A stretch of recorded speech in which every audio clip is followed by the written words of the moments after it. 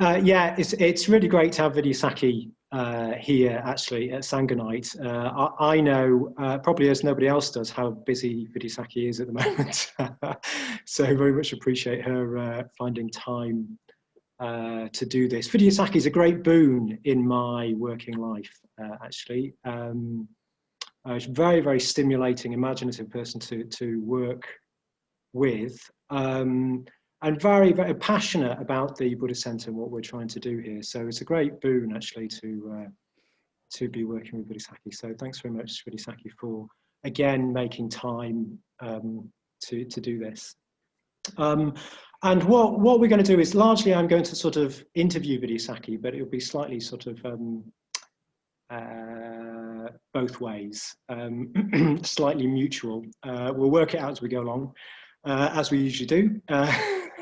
And yes, what I want to talk about, we've got this title, what divides us, what unites us, what divides us. And we want to explore that in our experience. So what this is about, perhaps just giving a bit of context, probably not that it's needed actually, but certainly in my life, or at least my adult life, politics has sort of, there's always, of course, been difference of view in politics and sometimes sort of heatedly debated. But more recently, there's something new, there's a new element that's sort of noticeable in the world, which is that rather than difference, we've got kind of polarization. We've got kind of sort of quite defined narratives in the news and around that actually have this effect of polarizing people into sort of two camps. So not just difference of view, but this sort of polarization into two camps. One camp can't understand the other camp. The other camp's going, what are they thinking? You know, it's sort of very noticeable, of course, Brexit, of course, the American election, but other things too, actually. It's sort of a noticeable pattern that's more visible, more noticeable in the world than it has been for a good long while. So, I think an example of this for me was I was at I can't remember what they're called, a scratch choir, is it? Singing Handel's Messiah, and just as we were about to sing it, the conductor mentioned that Handel was born in Germany, but he lived in Britain, and there was this roar that went up. You know, in support of remaining, and it was an idea that I agreed with, but I was actually a little bit shocked. The sentiment was a bit scary. It was a bit scary, to be honest. It was like 1 minute we were in this kind of choir with, you know, mostly retirees of probably affluent Cambridge kind of citizens. The next moment it was pitchforks out. You know, there was a kind of we were in one camp and we were kind of, you know, and it was as I say, I agreed actually with the idea, but you would not want to be the person who was going to put their hand up and say, actually I think there are some sort of counter arguments that do need some sort of considerations. I do agree, but you wouldn't want to do that. You know, it was a bit scary. So what is this sort of this shift? Why this polarization?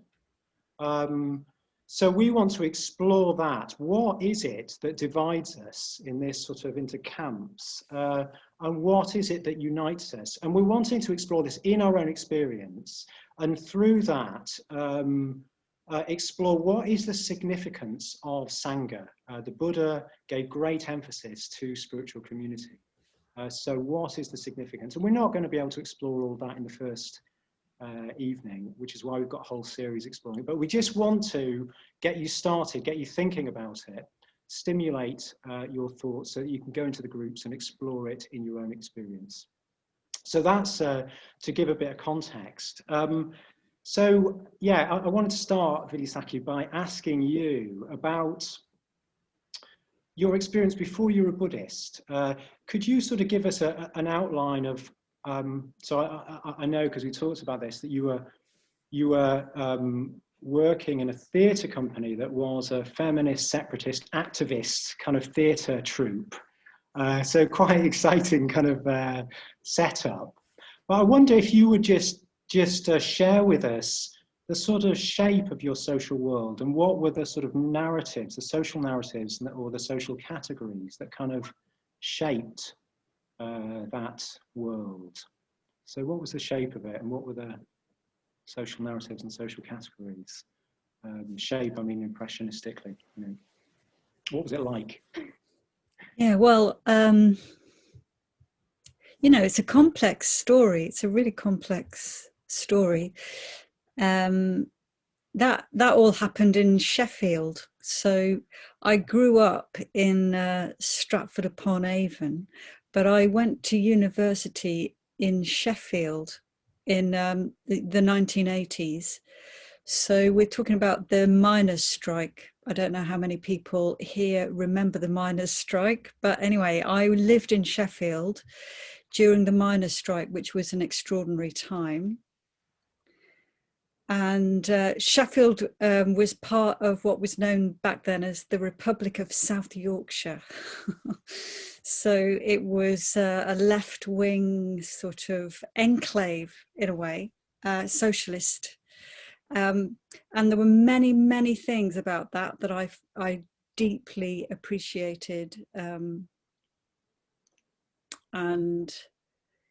it was a huge kind of learning curve for me to go from middle-class Stratford upon Avon to Sheffield, which was set on fire by the miners' strike. Yeah, so I think that times were just as polarized back then as they are now. Actually, that was the era of Thatcher. Who was in some ways, you know, we could say was a very divisive figure. I mean, she certainly sort of took the miners on, didn't she? So, yes. And Sheffield was also where there was a very, very lively feminist, separatist feminist community. And I found myself right in the middle of that. And there was a lot that was extremely exciting about it, but it was a tribe. I mean, it was definitely a tribe. And I personally felt that I had to be in the tribe or out of it. That there wasn't a middle way. So that was a little bit problematic. We did work with the miners' wives as well, which was an extraordinary experience. But anyway, that might take us off into a whole different area.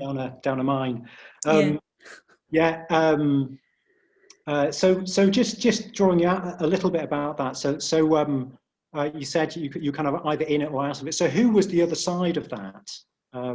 How did you sort of experience that? How did that sort of shape your world? So there was this tribe that you were in, but who was the out, as it were? Well, you know, I mean, I could say, you know, in many ways, you know, when you're a separatist feminist, then the enemy is men. Right. Patriarchy. That adds up, doesn't it? Yeah.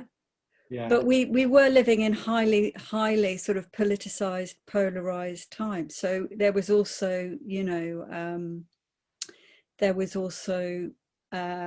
you know, the rich, the wealthy classes as opposed to the working classes. Yeah, the Tories versus the Labour Party. So yeah, it felt really important to pin your colours to the mast, and yeah, that seemed really important. It seemed that one needed to believe. I felt that I needed to believe in something. I suppose. Yeah. No, it's really interesting you talking about that sort of you had to be in one camp or another. That is very similar. I mean, I wasn't really, I don't know what age I was back then, but I wasn't an adult as yet. Yes, it's not very sort of it's not very much on on my radar actually. Yeah, I remember you talking about your experience of Shakespeare. So there you were in this kind of acting troupe, and there was a sort of anti-establishment sort of narrative there. But then you also loved Shakespeare. I seem to remember you saying that actually that was kind of, that brought you into conflict because he was sort of out.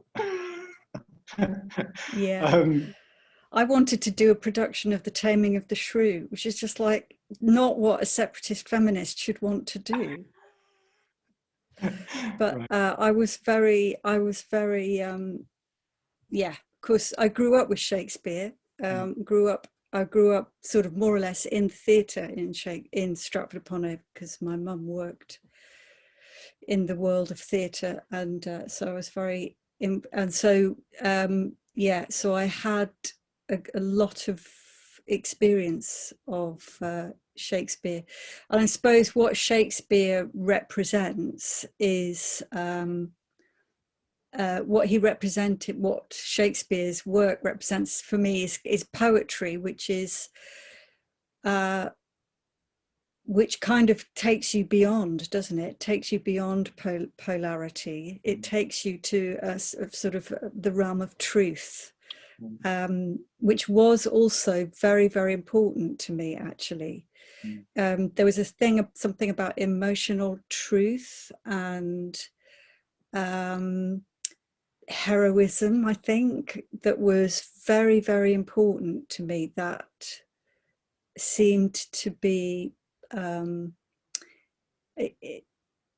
expressed in Shakespeare's plays. Don't know if that makes any sense. Yeah, no, it does, yeah.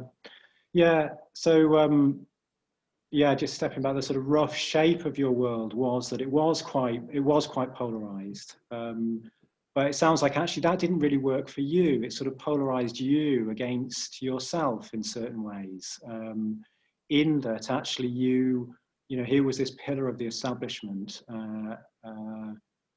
a man, Shakespeare, but actually there was something that he was communicating that was kind of really, really important. So it was sort of dividing you in a certain way against yourself, as well as the sort of the division in your social world in a certain way was reflected back. I think you said your friends didn't like the idea of you being into Shakespeare, basically. No, it was yeah, Shakespeare was definitely a dirty word amongst my separatist feminist friends. Shakespeare was a dirty word because it in the same way that you couldn't, we refused to join Equity, the acting union, because that was all part of the establishment as well. But yeah, I mean, I don't know, did you have an experience like that when you were growing up? Yeah, no, I can relate to it. I mean, in some ways it's quite an adolescent thing in a way, isn't it? It's quite a youthful thing. Yeah, a bit black and white, and yeah. I mean, I think with me, you know, I'm not particularly political, actually. Sort of never have been. I never had a lot of faith in politics, actually. But for me, I was looking for I was looking for meaning, actually. That was a sort of a trend. I didn't quite know I was looking for meaning. I guess in a way, what I was quite scornful in a way of the lives that people seemed to be sort of moving towards. This was at school, you know. Yeah, just the sort of ordinary middle class. I mean, you know, quite advantaged sort of background, really. But an ordinary sort of middle class kind of. I was quite sort of scornful of that, and instead, a sort of. I was looking for depth and meaning. But interestingly, in a way, I sort of, the shape of my world was, it was sort of deep and narrow, basically. So there was me and my very good mate and a smattering of other friends and the rest of the world. It was a little bit like that. That was a sort of shape, actually, emotionally and socially, my world. I was sort of divided against all these people who didn't seem to be interested in meaning and weren't looking for depth. So that was the sort of shape of it. It wasn't really until I came across Buddhism that I started to see how that wasn't working for me. Actually, this thing about the sort of the views that shape our external world also shape our internal world. But yeah, maybe we'll come on to that. Or maybe I'll start by saying more. I think when I came across the Sangha, I sort of I started to discover people who were Buddhists, so therefore they should share this sense of depth and meaning, interest in meaning, but they weren't who I thought they should be. I remember sort of meeting this person thinking, he can't be a Buddhist. He can't be a Buddhist because he was gregarious and positive. And in a way, what I'd done is I conflated temperament really with meaning. I'd sort of, my temperament was sort of perhaps sort of tending towards depth, but a bit sort of negative actually. And I'd sort of conflated introversion, non-gregariousness, sort of honesty, truthfulness, depth, with a sort of an introvert temperament. And I was, in a way, I was a bit threatened actually by people who were quite gregarious and positive. I was a bit sort of shy, and so I'd sort of conflated temperament with meaning. And here was this person who said he clearly was a Buddhist, and clearly a very active one, but I was like, he can't be a Buddhist. So I guess what was apparent to me was that sort of that shaping narrative, that sort of category of me being sort of interested in depth and meaning, it united me very, very keenly with a few people, particularly one, actually, a very, very strong friendship. But it divided me also against many, many more people. So actually what united me with people also divided me back then. That's what can happen, isn't it, with social narratives, kind of categories, temperament. So yeah, I wanted to draw you out a bit about the transition into a Sangha context and what sort of effect that had on the narratives and the sort of shape of your world. I know you went, I don't know if you wanted to talk about that, but you got involved in 12 Step, didn't you, before that, which was a very interesting sort of development for you. Yeah, I mean, I suppose there's quite a big difference between us in that, I didn't really start to get interested in Buddhism until I was just turning 40. So I'd been through quite a few different life experiences, and I'd noticed that things weren't working. I noticed that things just weren't working for me. You're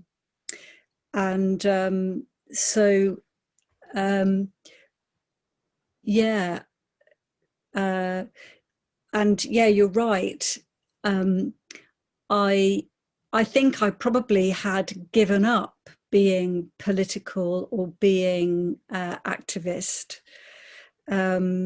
And maybe there was an element of sort of despair or something,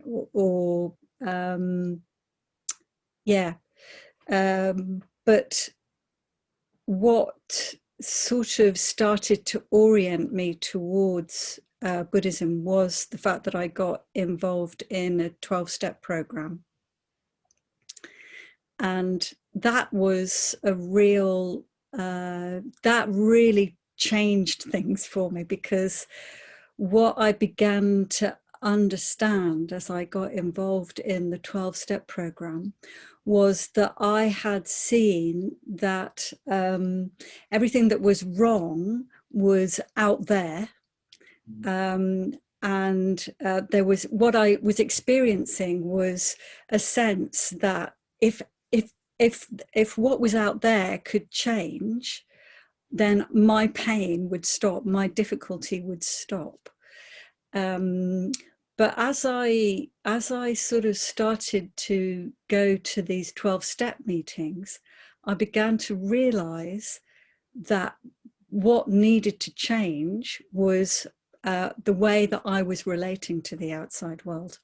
And the rooms of 12-step program are an absolutely fascinating place, because when you walk through the door of a 12-step meeting, you leave your worldly identity, if you like, on the doorstep. You are anonymous. That's why it's called anonymous. Mm. So I absolutely loved it, because I was in a room with, you know, city bankers rubbing shoulders with taxi drivers and cleaning ladies, and you know, actresses and pop stars and things, because I was in London, and they were all congregated, leaving all of that outside the door and just speaking about their experience, their difficulties with their alcoholic friends and relations, and the experiences that they'd had growing up with, you know, addiction. And that was a real eye-opener for me, because as I listened to these stories, I began to see that the people who were getting better, if you like, didn't really matter whether they were successful in the world or not. The people who were getting happier, the people who were changing and growing, were the ones who recognized that they needed to change themselves from the inside out. It was really, really striking, but also that isn't an easy thing to do. It requires spiritual qualities, I think. Yeah. So the word humility. Yeah. Yeah, no, it's really interesting. It's really, really evocative, that thing of putting identity at the door. I mean, that's very much, you know, was my experience of Sangha. Suddenly I was meeting people who were being honest. It's like the sort of the categories that I'd categorize myself and I'd categorize the world. They were a sort of defense, and they didn't quite fit. In actual fact, they were limiting me. It was limiting me to not quite sort of seeing new possibilities, that actually there was a good side to being positive and gregarious. And I was limiting myself from being able to develop that. I was sort of estranging myself from part of myself, actually. Yeah. Yeah. So is it sort of like, and now I'm sitting here talking to you about it, I think is it sort of a kind of a going forth, you know, that we leave the world behind, you know, when you become, which is, you know, a bit counterintuitive perhaps, to leave the world. I think it certainly was counterintuitive for me to leave the world behind, because, you know, yeah, surely that's irresponsible. But I sort of began to realize that it was important to attend to my inner state. And eventually that led me to meditation. So I don't know, was it like that for you when you became part of the Sangha? Did that feel like, you know, I don't know, is it a kind of a going forth from the world? Yeah, it's an interesting question. Yeah, I think it was quite, I found it quite scary, actually, going along. I had a sense that I was sort of moving away from something. It's to do with identity in a way. It's this thing about sort of building an identity that doesn't quite fit. It's not actually quite sort of working for you. It was that I was sort of leaving behind, moving closer to the truth, actually, of who I was, or daring to take a step in that direction. Of course, it's a sort of exploration, isn't it? So it wasn't clear to me at the time. I'd sort of trapped myself within a sort of story, a sort of categorization of who I was, but also in the same in the same stroke, kind of what the world was. And the Sangha was a stepping out of that. I mean, I guess in a way, within the Sangha, there were ideals, ideals that were sort of universal. So that made a really big difference. Not that, how to put it? I guess, you know, so there was the ideal of metta, love, not just for the people that I liked, but for everybody. And that being held up as an ideal meant that there were temperaments that I came into contact with that I thought, they can't be Buddhist. But I was wrong, they were Buddhist. And that meant that I could start to sort of see my own sort of defenses, see where I was limiting myself and other people, basically. Yeah.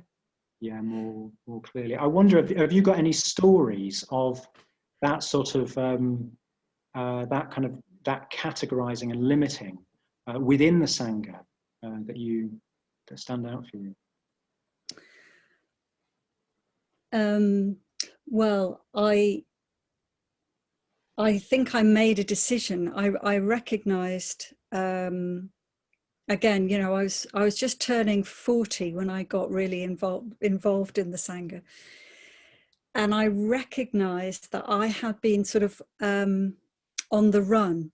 I think I was thinking about karma and realizing that it's really important to leave a place well, and not, as they say in the 12-step world, to detach with a hatchet.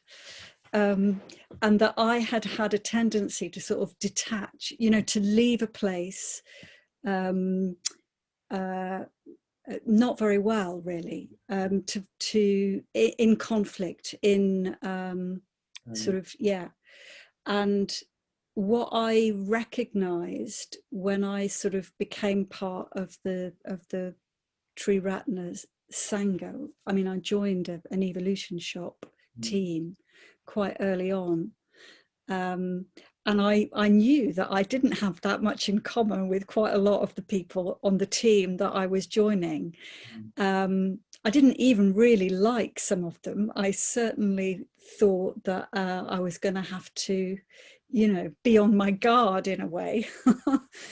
But I recognized that what I wanted was to make a decision, step into that situation, and then just not sort of run away. I promised myself I would stay for a minimum of 2 years, ideally for 5 years, no matter how disenchanted I might get or disaffected. And it wasn't easy. It really wasn't easy to stay. We had all sorts of difficulties. But it was so meaningful and it was so growthful. And what I felt was that we were in the service of something much bigger than, and more mysterious. And I trusted that. I don't think I'm being very coherent, actually, which is a bit of a shame. But I mean, one thing that I really inspired me was that I knew that you know, nobody was making a big profit from those evolution shops. So can I ask you more about this area of, because in a way we're sort of exploring this this aspect of sort of categories that previously you'd sort of found yourself confined within categories that didn't quite fit, but then in the evolution shop you found yourself at the service of something bigger. There was sort of highlighting, in a way, you know, how you didn't like certain people, you know, perhaps it would have been ideologized into a sort of category. Well, they're this type of person, so I'm not going to spend time with them. But you'd been sort of brought now into human contact. That sounded very valuable to you. Yeah, it was. To me, that was a way that, you know, I quickly saw that was a practice to see beyond the surface, and yeah, to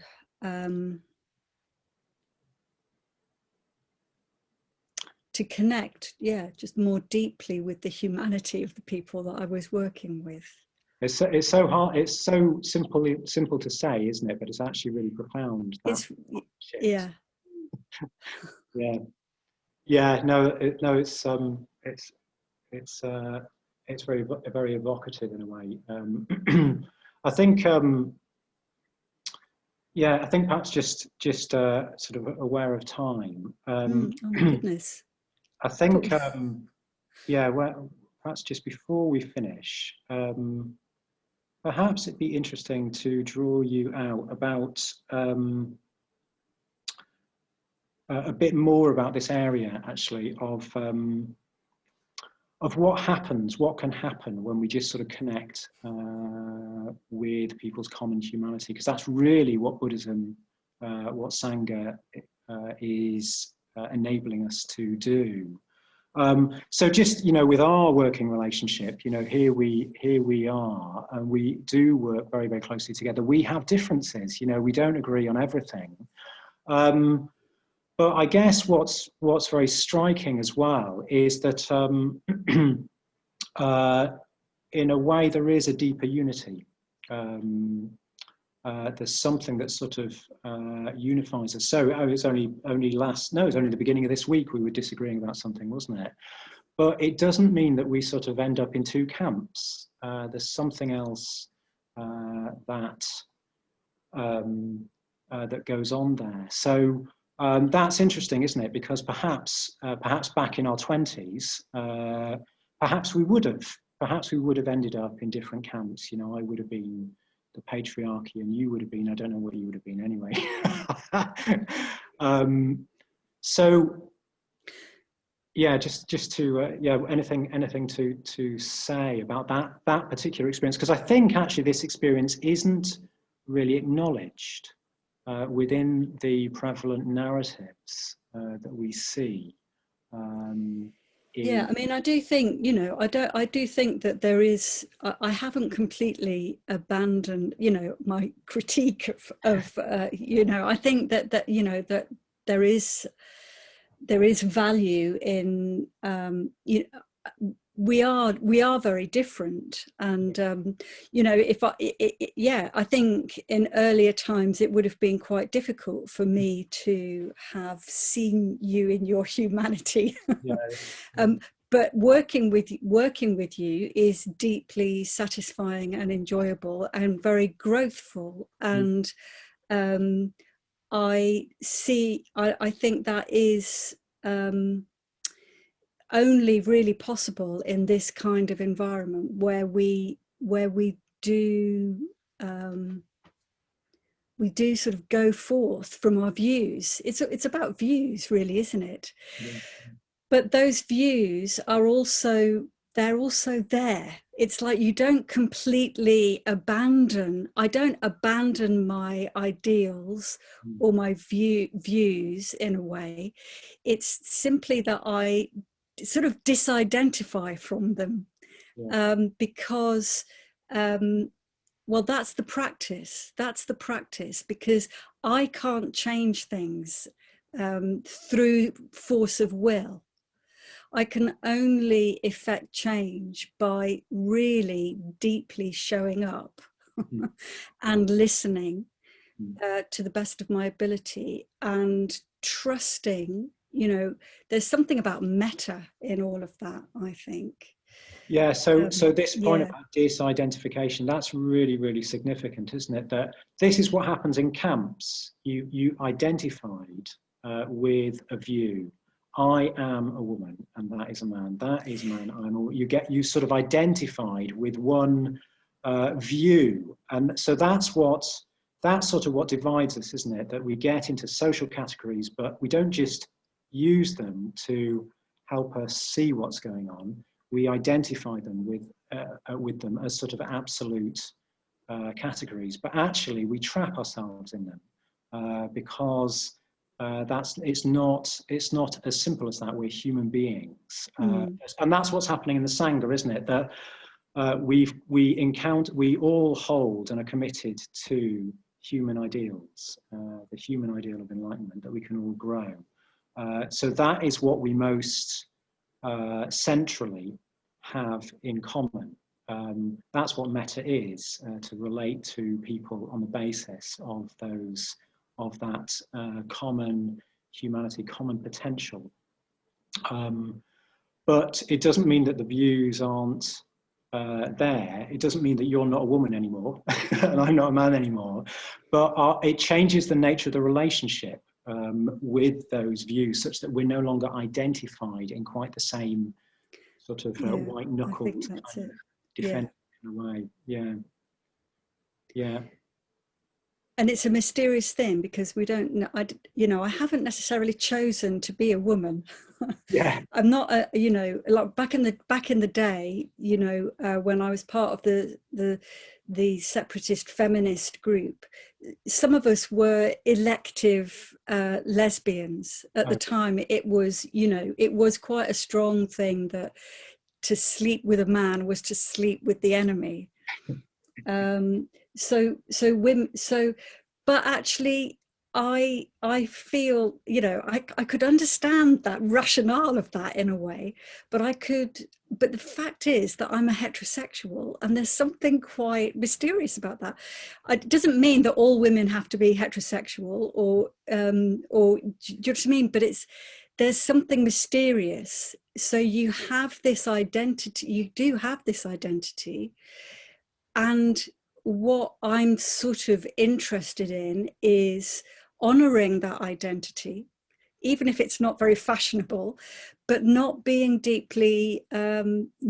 completely defined by it. And yes. Yeah, well, thanks. We're running out of time. Running out of time. I think we'll finish just. So just let me look at.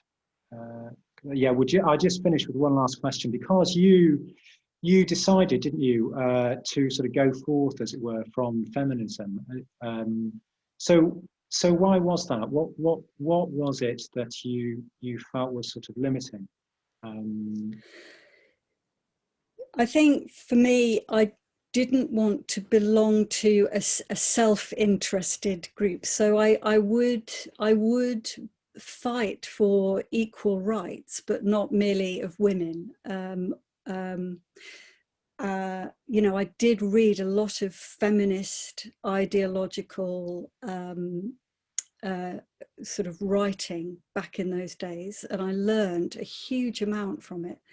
But it was very much an us and them, sometimes quite a victimish narrative.